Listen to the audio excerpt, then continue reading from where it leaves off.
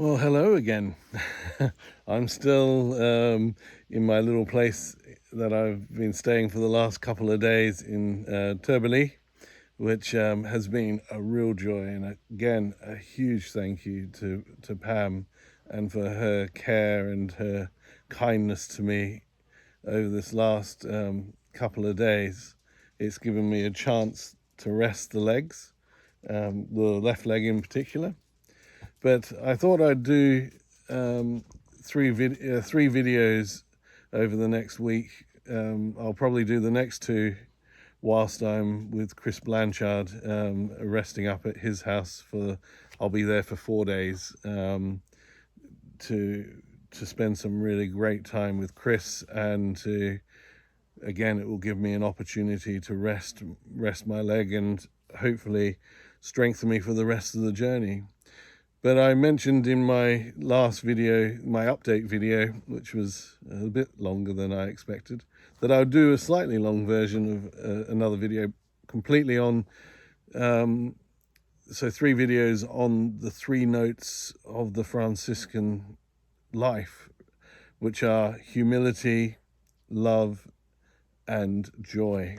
So this one's going to be on that first one, humility.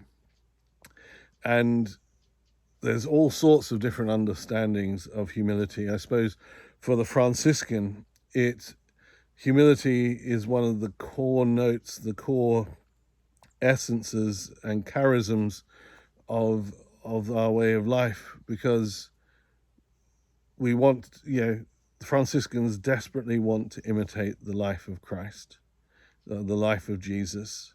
And that was certainly at the heart of St. Francis when he began his journey, and this order of brothers and sisters developed around him, which was to try and really live the life of Christ in the most sincere way possible.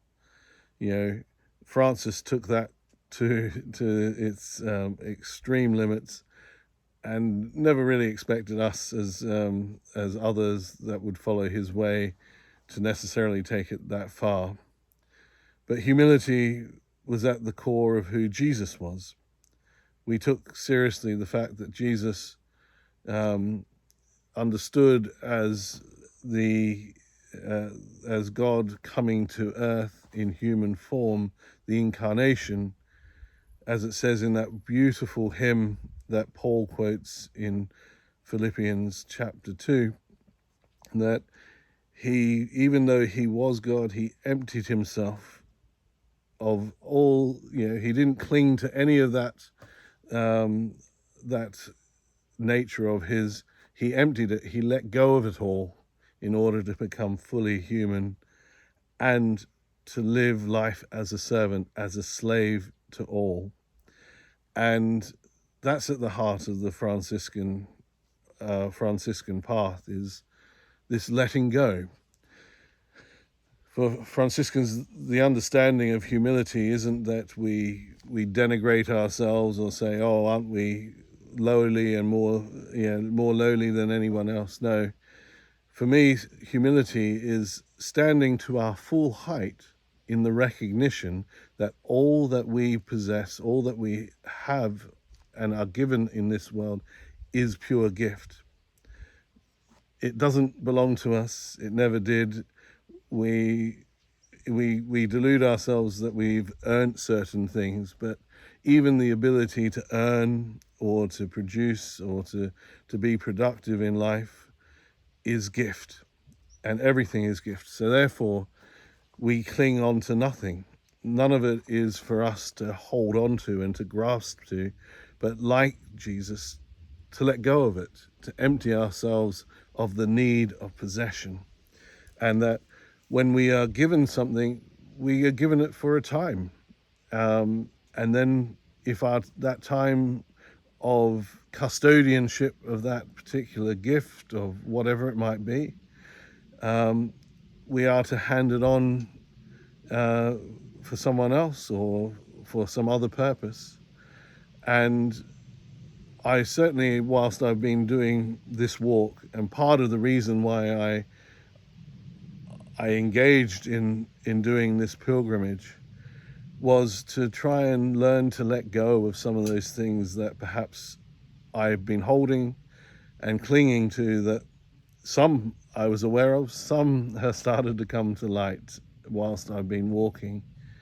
You know, for me, the act of trusting fully in the kindness of other people and the fact that God would draw people to me in order to show me kindness was a letting go of the need of controlling all around what's around me. I've had periods of time in my life when that illusion of control has been brutally taken away. And I suppose this time, entering into this pilgrimage in the way that I have is been a self-inflicted movement into lack of control, so that I can start to appreciate and let go of those aspects of my life that I know still try to cling on to this illusion that I can control the outcomes of things. You know, I mentioned in my last video that I had my first night of sleeping roughish. I wouldn't call it particularly rough. In the deck chair in front of the hotel that was too full for me. You know, I couldn't control that circumstance or that situation. It wasn't due to the lack of kindness of others. It was just a complication of circumstances that meant that for that night, I had to actually sleep a bit like what Jesus said to the people that said, "Oh, I'll follow you. Well, foxes have holes, birds have nests, but the Son of Man has nowhere to lay his head." For that night, I found a place to lay my head, but it wasn't necessarily the most comfortable.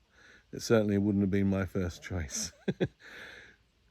But it was this learning to accept that these things are outside of my control, and finding the aspects of joy and that can be found even in those circumstances, which I'll touch on a bit in my future video on joy.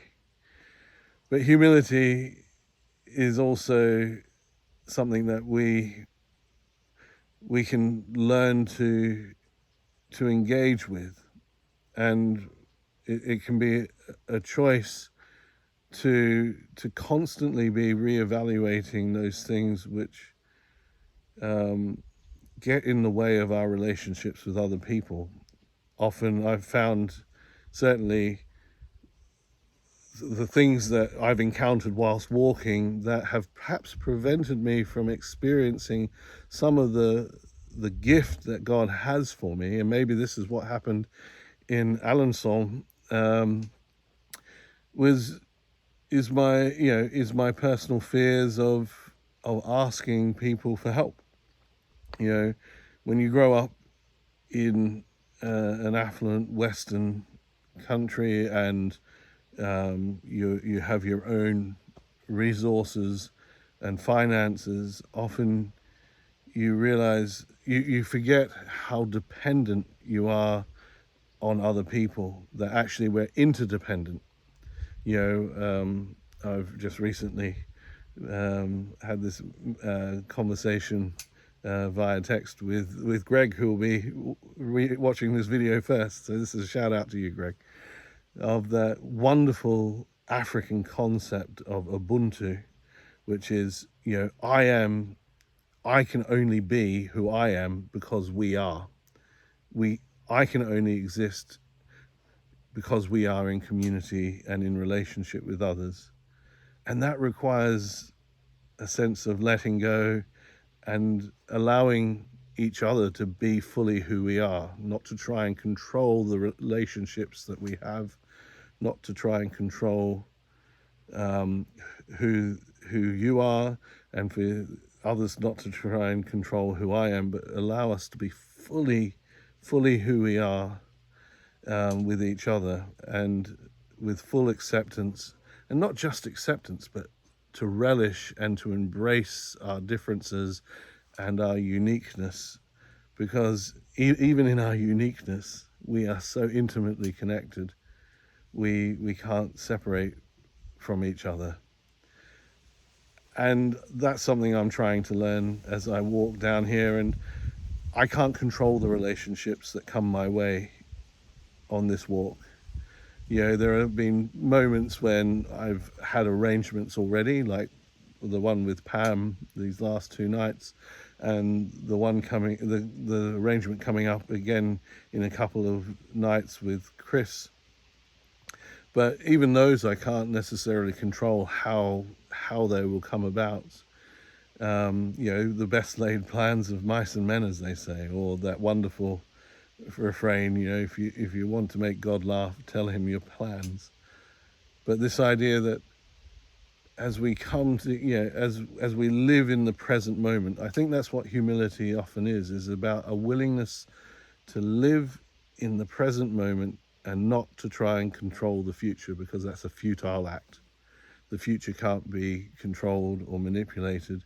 It can only be lived into. We can make choices today that impact on the potential outcomes of what will happen tomorrow, but we can't control those outcomes. They will be what they will be.